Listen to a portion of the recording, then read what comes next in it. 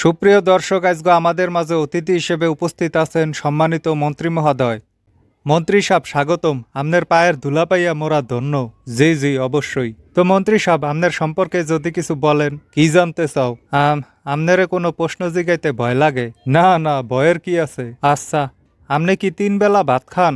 অবশ্যই না, মুই কি তোমাগো মতো গরিব? মুই 3 বেলা পোলাও খাই। হ্যাঁ হ্যাঁ, অবশ্যই।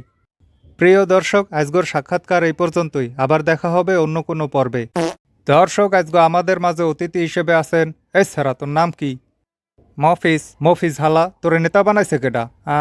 এই লুঙ্গি ডান্স কোন ছবির গান? এই সামান্য প্রশ্নের উত্তর জানোস না? ভাত খাস না?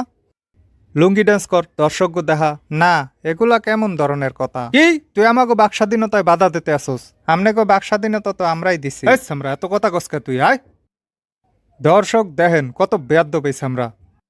এ ধরনের নেতা দিয়ে দেশ চলবে? ওরা ক্যান্সেল করে দেন। এই তুই ক্যান্সেল।